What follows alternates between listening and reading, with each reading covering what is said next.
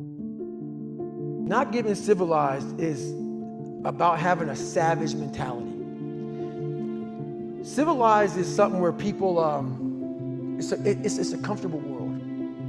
A lot of us say, like for instance, I see these athletes right now who retire, I'm 38, I'm 39, I did 20 years at the top of my game, and I'm chilling out now. You see them a year later and how they look. What the hell just happened to you, dude? What the hell? You're one of the greatest athletes of all time. Kids looked up to you. Women, men of all ages looked up to you. And they hit the pinnacle where it's time to retire, and their mind says, whew, I'm civilized. The worst thing that could ever happen to any human being is they become civilized. It's that total accountability. Like even when you retire, there's a motherfucker looking at me and judging me right now, man. I was the baddest person to ever live. It doesn't go away, man. You gotta wake up, even though you retired, you never retired. You're setting the example every single day of your life. And being civilized feels so good. I'm sorry, man. Once you get to the top, you may retire, but you ain't never coming back home, man, because now you're judged. People see you falling off. You wanna be that guy who knows I may be retired from the sport or forever I did, but I'll be damned if you ever see me looking like shit, feeling like shit, not arriving. People, I've arrived. I've arrived mentality. You're always setting the example. Civilization feels so good. These comfortable feelings are what people want. They want retirement. They want that. They need that. It's a yearning feeling. I want it too. People love putting a label on me about, my God, man, you're just wired different. I'm not fucking wired different, dude. I'm thinking right now, after I got past my stuttering thing, now I'm on a roll, I'm good now. You know what I'm thinking about right now? I gotta fucking wake up tomorrow and do the same shit again. I gotta leave this fucking interview and go stretch out for 2.5 hours. I hate that shit. But guess what it does though? I'm constantly callousing over my victim's mentality that I once had growing up. Every day you have to do this shit. Because why? When you stop doing it, you don't just maintain it. If you stop shooting a gun, you're not gonna be a great shot if you pick a gun up a year from now. The only way to keep from getting rusty is to constantly owe that motherfucking machine. The machine exists. You gotta keep challenging it every day. How do I do it? How am I able to do what I do on a daily basis? How do I fight the demons? Because they hear me speak and I'm very raw and real. How do you fight my insecurities? All these things. And they're there every day. They're there every day. Like you said, I'm in the search for a feeling. I'm not in the search for a trophy. I'm not in the search for love. I'm not in the search for more followers on Instagram or social media. When I started this journey years ago, and I realized that I'm going to be somebody, and I'm searching for a feeling of true victory for myself, and only myself. The second I shut out the whole world and realized that one thing, that I am in this world alone. I'm fighting this race by myself. Yeah, I'm all about people, I'm all about team, I'm all about that shit, but I'm really all about right now and in my life, just like you said, no one knows the real truth about me, how hard I really go. I don't care if anybody knows. I don't want anybody to know. I'm an introvert. I live an introverted life, and I love that about me. That right there is my fuel, is I know that there's really no one out there grinding like me. And if they are, so be it. If I know about you, I'll make sure that I up my game. That's what the mentality is all about. My whole thing is a mentality thing. Like I told you the last time I was on the show, I viewed myself as the weakest person on the planet Earth. My goal in life was to, in my mind, believe I'm the hardest man alive. And that's why the whole thing is can't hurt me. That's what it's about. It's about whatever you think you are, you have to make that dream a reality. But that's where the hard part is making that dream reality. That's where the hard work comes. That's where people know, how do you keep grinding every day?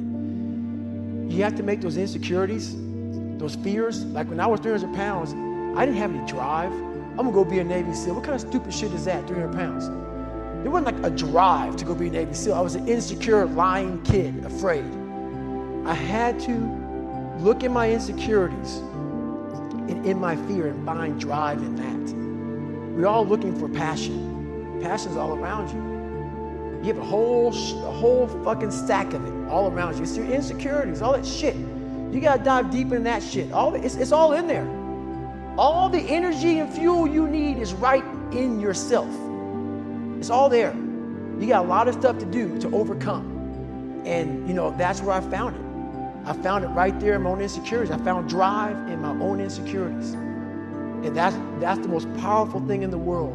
When you can find drive in your own doubt, fear, insecurities, you become very unstoppable. It's the truth. Who is sitting here right now today? This is the real me, obviously. But I'm gonna go I'm a very philosophical person. And I'm gonna go there with you real quick. I believe in a higher power. Don't know the name, don't know where it's coming from, don't know anything like that. But I believe that this power, and visualize me real quick. Let's say it's a man up there or a woman, whatever, and they have a chart. And when you're born, they say David Goggins, born February 17, 1975 at 6 a.m. They write the chart down because they can see everything. They know exactly what you're fucking supposed to be. They know what you're supposed to be. You die, you go to so-called heaven. You arrive at heaven, I'm 300 pounds.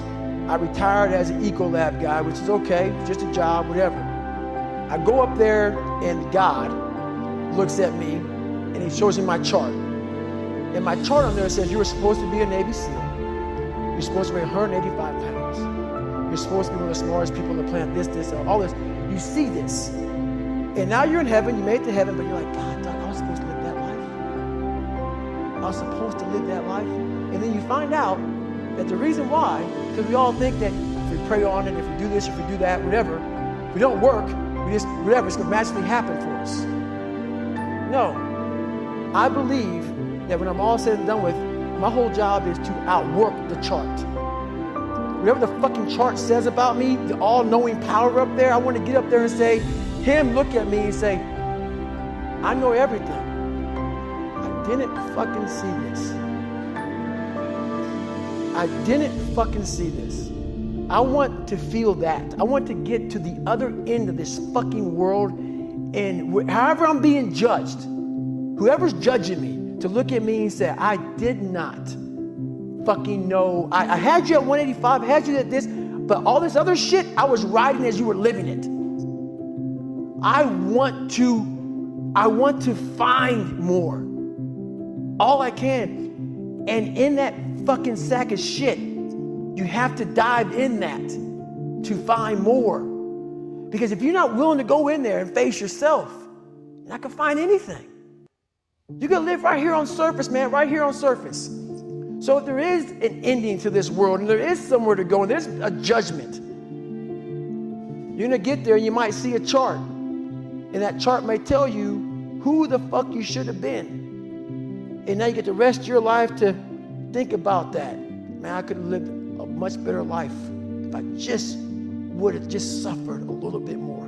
If I just would have went in that shit and realized I had so much more. But fear and the 40% and living here versus living here, being afraid, stop me. So I'm a big guy in visualizing. I'm a big guy in making a world. It may not exist. To me, it does. To me, it does. And I'm overpowering myself every day. And you got to find tools to do that. That's the tool that I use. So that's what it's all about.